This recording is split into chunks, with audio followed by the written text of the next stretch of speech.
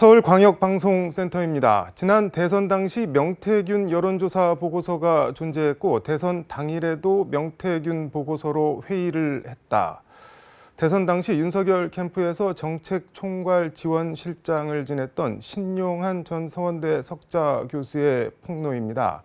사실이라면 국민의힘 대선 후보 경선 전에만 잠깐 만났다는 대통령실의 해명이 거짓말이 될 수도 있는 엄청나게 큰 사안이어서 진위 여부에 정치권에 관심이 쏠리고 있습니다. 여의도 초대석 신용한 교수와 관련 얘기 직접 나눠보겠습니다. 교수님 어서 오십시오. 네, 안녕하세요. 대선 당시 윤석열 캠프에서 정책총괄실장을 지내셨다고 하는데 뭐 어떤 일을 하신 건가요? 네네, 정책총괄지원실장을 했습니다. 네. 주로 이제 600여 분이 넘는 뭐 경제, 보건복지, 문화예술 뭐 각 파트가 있잖아요. 그 전문가분들께서 각 파트별로 이제 보고서를 올리죠. 정책 공약에 대한 이러이러한 것들을 정책 공약으로 낸다 그러면 그거를 이제 후보께 설명을 드리고 일종의 스터디가 돼야 되는 거잖아요. 단기에 아주 속성으로 이제 압축적으로 해야 되는 거잖아요. 모든 분야를 아실 수는 없는 거니까. 그러면 각 분야에 들어온 거를 이제 A4 2장, 석 장 정도로 압축을 하고 그 분야 전문가분들을 같이 모시고 가서 후보님과 또 각 선대 본부장님 등등 소위 이제 헤드 분들 모셔놓고 이제 설명드리고 그에 대해서 이제 후속 예를 들어 어느 지역 공약 같으면 이제 지역에 대한 이런 것들도 이야기하고 하는. 그러니까 윤석열 당시 대선 후보를 직접 지원하시는 자리. 네네. 그 거의 뭐 그 회의는 지방에 지방 행사 가거나 이런 거 아니면 거의 매일 있었고요. 기본적으로는 저는 이제 정책총괄지원실장으로서 그 역할이 제 메인 주된 역할이고요. 그 다음에는 아침에 이제 전략조정회의라는 게 있습니다. 저녁에는 일일 상황 점검회의라고는 회의체가 있었어요. 그건 다 들어가신. 네네. 거기에도 참여를 했고 마지막으로 TV토론은 앞에서 이루어지고 있지만 뒤에 보이지 않게 이런 것들을 뭐 김은혜 의원님 포함해서 같이 그 백업을 하고 있었습니다. 그러니까 캠프에서 어떤 일을 했냐고 제가 물어본 크게 보면 세 가지를 그러니까 이제 다 참여했습니다. 명태균 보고서라는 게 존재했고 이게 회의에 활용이 됐으면 그걸 알만한 위치에 계셨는가. 전략 조정 회의에서는 어떤 아까 말씀드렸듯이 일정이나 이런 것들을 급히 바꾼다든지 하는 거에 기본은 데이터가 되겠죠. 예, 그런 것들은 뭐 제가 많이 봤던 일들입니다. 그러니까 그런 거를 볼 수 있고 알 수 있는 위치에 있었다는 말씀인 거죠. 근데 이 명태균 보고서가 대선 당일에도 뭐 회의에 올라왔나요?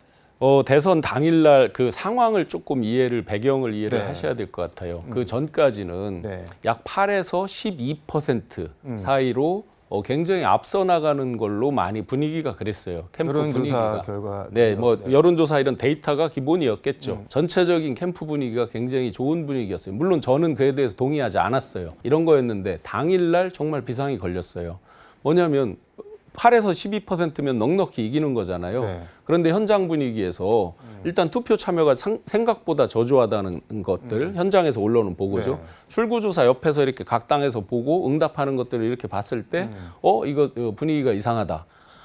아마 그날 제가 들은 바로는 후보께서 직접 뭐가 현장에서 이상한 게 올라온다. 그러니까 빨리 이거 투표 동료라. 당일날 할 수 있는 건 사실상 투표 동료거든요. 조직은 어떻게 해야 된다. 근데 그 말씀하신 이상하다 분위기 이상하다 이거랑 명태균 보고서랑 관련이 있는 건가? 그게 이제 제가 배경을 말씀드린 거고요.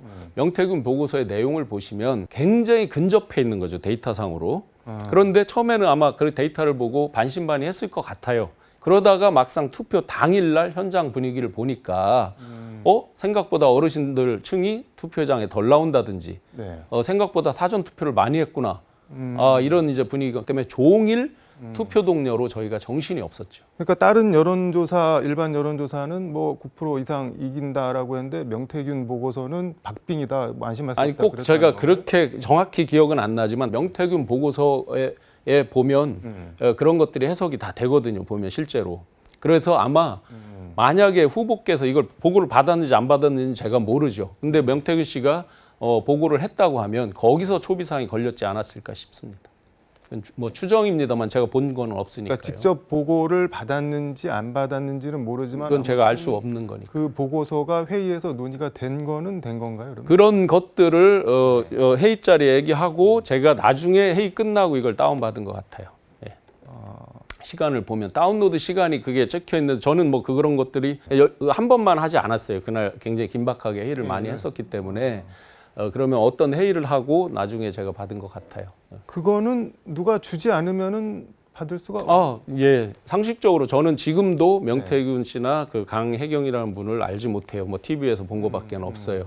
그렇기 때문에 제가 그 자료를 접근할 방법은 없습니다. 그러니까 대선 당일날 어쨌든 그거를 다운받아서 보셨다는 거는 이거는 한번 봐야 된다 뭐 그런 판단을 캠프 내에서 어쨌든 해서 그 공유가 됐다는 뭐 그런 구체적인 정황은 기억이 안 나지만 그렇게 해서 이제 아마 회의 끝나고 제가 다운로드는 했던 것 같고요.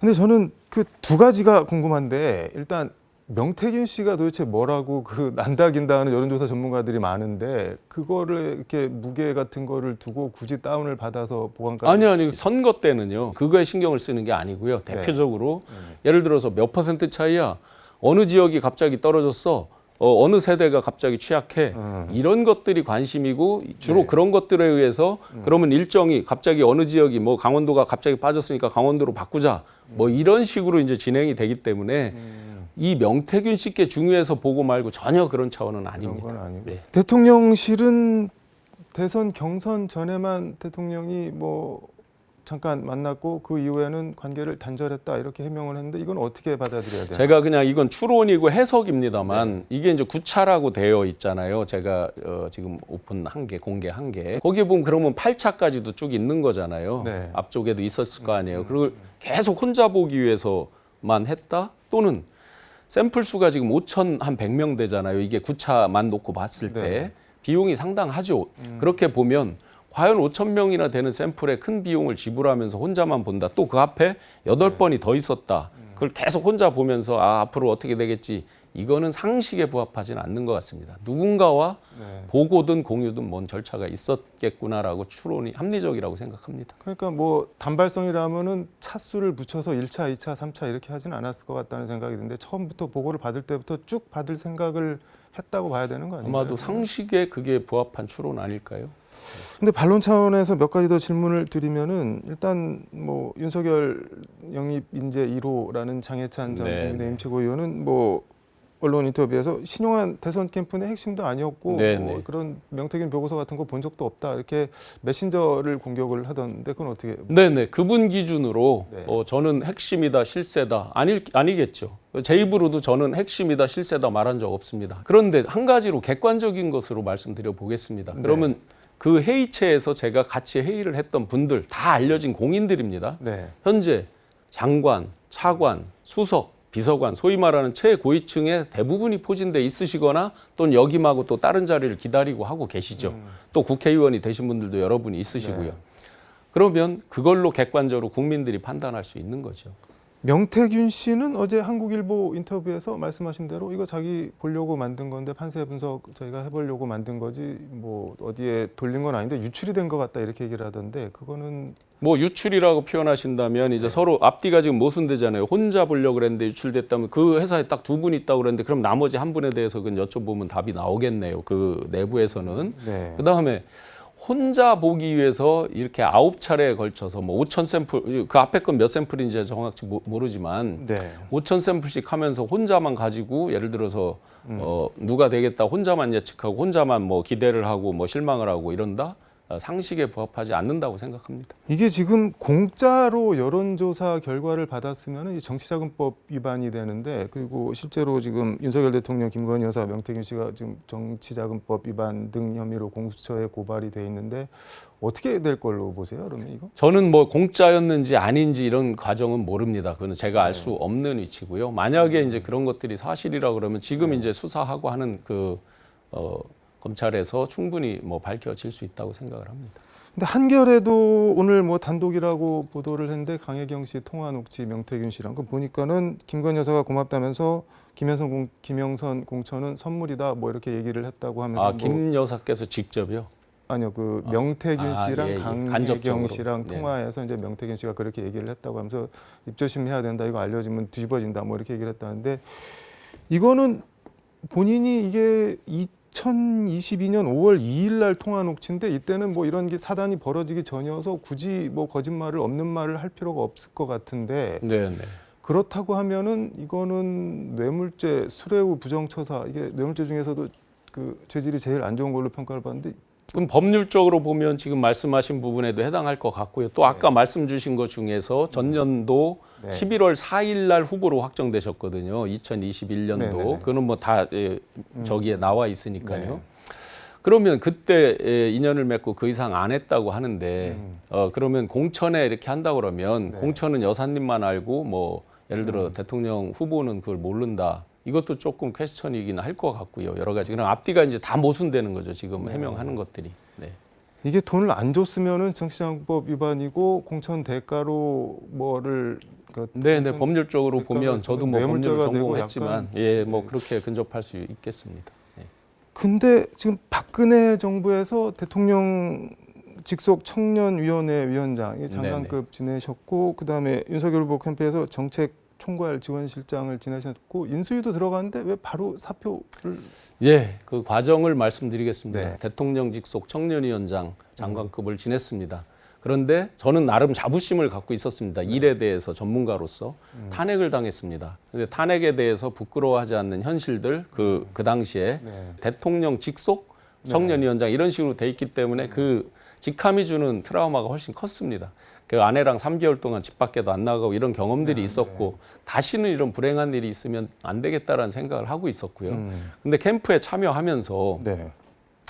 정말 굉장히 안타까운 생각이 많이 들었습니다. 뭐 제가 어떤 사람을 재단하거나 평가할 수 있는 정도의 흐름이나 인생은 아니지만 아쉽게도 대한민국이라는 국가를 경영할 철학이나 그런 준비는 정말 덜 돼 있으시다. 제가 보는 관점에서는 어떤 통치적 관점 이런 부분이 너무 많이 보였고요. 누가 윤석열 후보? 네네. 당시에 이제 수도 없이 대면하면서 보고 드렸고 했던 것들이 있으니까 그 과정에서 본 거. 그다음에 뭐 에피소드가 좀 있을 거 아니에요. 근데 제가 가십 이런 거는 원하지도 않고 말하고 싶지도 않습니다.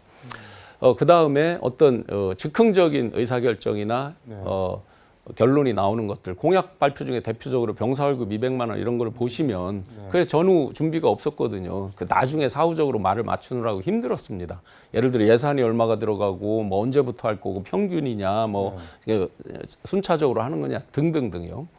이런 수많은 이제 일에 대한 것들을 보면서 아 이렇게 가면 굉장히 위험해질 수 있겠구나. 또다시 불행한 일이 만약에 그 불행한 일이 근접한 게 생긴다면 제 인생은 또 뭐가 되고 대한민국은 어떻게 되겠냐 하는 걱정을 많이 했고요. 그래서 인수위 시작하자마자 제가 마지막에 원희룡 본부장께서 잘 해주셨으니까 찾아뵙고 마지막 인사드리고 저는 딱 떠났습니다. 아니 캠프나 인수위에 있었을 때부터 윤석열 대통령이 이거 잘못하다가 박근혜 대통령 전철을 밟을 수도 있겠다 이런 느낌. 그런 직감이 저는 많았죠. 제가 궁금한 게 뭘 보고 이거 저러다가 또 탄핵 당하는 거 아니냐 뭐 이런 느낌. 뭐 아까 이제 공적인 말씀을 드렸고 네. 사적인 건 가십으로 흘러가니까 제가 자제를 하기로 하고요. 예를 들어 직원을 들여서 이거를 고쳐야 된다.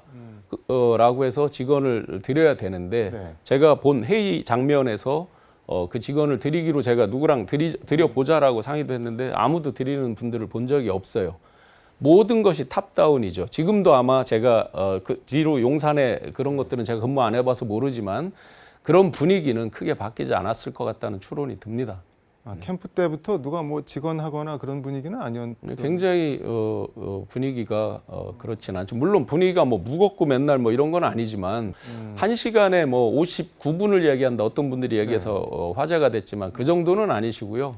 한 뭐 제가 볼 때는 50분 정도는 되는 것 같아요. 그러면 59분이나 50분이나 무슨 차이가? 그만큼 이제 예를 들어 정책 보고를 들어갔을 때 전문가 의견을 충분히 들어야 되잖아요. 시간이 없잖아요. 단기 속성 과외를 받는 시기잖아요. 비유하자면.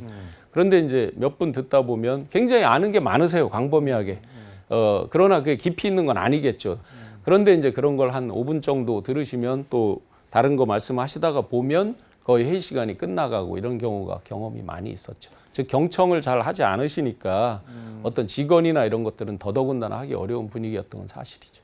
2022년 3월 재보궐 선거에서 종로 선거에 김건희 여사가 뭐 원희룡 출마를 주저앉혔다. 이거는 무슨? 아니 갑자기 툭 질문을 아침에 누가 던져서 제가 생방송 중에 던져서 이제 말씀드렸던 건데 당시에는 아주 광범위하게 사실은 이제 종로 재보궐을 할 때 원희룡 그 선대 본부장께서 네. 출마하는 걸로 많이들 초반에 이야기들이 있었어요. 실제로 그런 움직임이 있었고 그랬는데 중간에까지 분위기가 괜찮았다라고 소문이 쭉 들려왔어요. 네. 그런데 마지막에 이제 갑자기 그때 소문으로 들은 거는 대통령 후보께서 원희룡 그 본부장에게 나랑 같이 정권을 창출하고 네. 다음번에 당신 꿈은 대권 아니냐? 뭐 다음번에 대권 도전을 하는 게 좋겠다. 어느 한 지역에 매몰될 필요가 있느냐? 이런 식의 어떤 얘기를 했다. 이런 소문이 이제 많이 들렸어요. 그 배경으로 그러면 왜 이게 분위기가 좋다가 바뀌었느냐 해서 뭐 다 소문이니까요. 여사께서 반대를 했다. 이런 소문이 있었습니다. 아니 근데 여사께서 굳이 원희룡 장관을 반대할 이유는 또 뭐가? 뭐 이건 추론이 아니라 당시 이제 소문 중에는 그 원희룡 그 전 장관 그 사모님께 수행을 그 김 여사께서 부탁했다 이런 기사들이 있습니다. 네. 근데 그게 아마 잘 이루어지지 않고 그래서 더 기분이 나빴다 이런 소문이 돌았죠 캠프 내에서는. 아니 원희룡 장관 부인이 본인 수행 거절했다고 뭐 총선에서 주저앉히고 뭐 이랬다는 말이. 그거는 뭐 제가 이제 내막은 알지 못하지만 소위 그러니까 이제 결국 소문은 소문이겠죠. 그런 소문이 캠프 내에서는 꽤나 있었습니다. 민주당에서는 11월 1일 열리는 국회 운영위 대통령실 국정감사에 교수님을 증인으로 부르겠다고 하는데 나가실 건가요? 네, 뭐 제가 지금 그 누구에 대해서 개인에 대해서 어떤 특정인에 대해서 피해를 줄 생각도 없습니다. 그리고 그분들과도 굉장히 제가 많이 배웠습니다 하고 감사합니다 인사를 드린 적도 있고 또 함께했던 뭐 그 누구와도 다른 얘기 어떤 가십성의 격가지 얘기를 하고 싶지는 않습니다. 다만 제가 지나왔고 했던 일에 대해서는 그대로 있는 그대로 밝히고자 합니다. 제가 피할 이유는 없다고 봅니다. 민주당은 지금 일련의 사태 그리고 결정적으로 지금 교수님 말씀 바탕으로 지난 대선을 불법 대선 중대 선거 범죄로 규정을 하고 있는데 동의를 하시나요? 글쎄요, 이런 것들이 정말 저는 지금 제가 했던 일을 놓고 말씀드린 거지만 네. 그런 것들이 명명백백하게 밝혀진다면 돈을 내지 않고 불법적으로 얻어서 활용을 하고 한 게 사실이라고 한다면 그거는 법적인 결과물이 있어야 되겠죠. 근데 지금 일각에서는 뭐 지금 민주당 영입인재 15호로 총선에서 발탁이 되셨는데 물론 공천은 안 받으셨는데 뭐랄까 그 폭로의 네네. 진정성 같은 거를 좀 네네. 의심하는 분들도 있는 것 같습니다. 네, 아까 이제 뭐 그 진정성에 대해서 아마 제가 뭘 잘 보여서 뭐를 한 자리 얻기 위해서 이런 표현을 하셨다고 사람들이 전해오더라고요. 네. 제가 그럼 결과론적으로 뒤집어 말씀드려보겠습니다. 그러려면 총선 때 폭로해서 자료가 많은데 네. 해서 제가 좋은 자리 얻고 공천 받거나 뭐 당선되거나 뭐를 원했겠죠. 지금까지 이런 힘든 과정들을 지금 이런 마음고생하거나 하는 것들을 할 필요가 없는 거죠. 전현희 최고위원은 뭐 중대 선거범죄 몸통은 윤석열 대통령이다 이렇게 얘기를 하는데 그건 어떻게 생각하세요? 이런 것들이 객관적으로 다 밝혀지고 법적으로 문제가 있다 그러면 선거 범죄가 되겠죠, 결국에는. 탄핵에 대해서는 어떻게 생각하세요? 네, 그 부분은 제가 제 소회랑 같이 해서 한번 말씀드려 보겠습니다. 탄핵, 그 한복판에서 일종의 이제 탄핵을 당한 세력에 저도 묶여버렸습니다. 민간 기업에 있다가 그래도 자부심 갖고 했는데 탄핵이 됐습니다. 너무나 부끄러웠습니다. 네. 좋은 일은 아니잖아요. 한 번이든 몇 번이든. 네. 그게 대한민국을 위해서 불행하고 대한민국 국민들에게도 저는 트라우마가 있다고 생각을 합니다. 그렇기 때문에 제가 떠났지만 잘 되기를 바랬습니다. 대한민국과 대한민국 국민의 미래를 위해서 잘 하시기를 바랬습니다. 그러나 어느 순간에 명태균이라고 하는 사람, 이 사람의 말에 의해서 한 달이 넘도록 2달 가까이 국가의 최고 지도자급에 있다는 분들이 이러지도 저러지도 못하고 우왕좌왕 아무런 어떤 대응도 못하면서 오랜 시간을 이렇게 가는 그런 대한민국을 그리고 열심히 살고 최선을 다해서 하루하루를 사는 그런 대한민국을 원하지는 않았습니다. 그래서 탄핵이라는 부분 정말 쉽게 꺼낼 수 있는 말 아니라고 생각합니다. 굉장히 무거운 거라고 생각합니다. 그렇지만 정말 안타까운 마음으로 이런 대한민국이라고 한다면 뭔가 다른 조치가 있어야 되겠다. 그게 탄핵일지 뭘지는 저는 방법론으로 모릅니다. 당에서 또 여러 가지가 있겠고 국민들이 원하는 뭔가 있겠죠. 그러나 최소한의 진실, 거짓에 대해서는 밝혀야 된다고 생각을 했습니다. 근데 무능력이 탄핵 사유가 될 수는 없잖아요. 네, 뭐 무능력에 대해서 제가 말씀드리는 건 아니고요. 오늘 지금 이 순간까지 어떤 했던 일에 대해서 객관적인 팩트를 놓고 거짓이 있다 그러면 그런 것들은 법적인 문제가 되겠죠. 무능력에 대해서 제가 말씀드리진 않았습니다. 알겠습니다. 오늘 말씀 여기까지 듣도록 하겠습니다. 네. 고맙습니다. 네, 고맙습니다. 지금까지 서울광역방송센터에서 신용한 윤석열 대선 캠프 정책총괄지원실장과 함께 전해드렸습니다.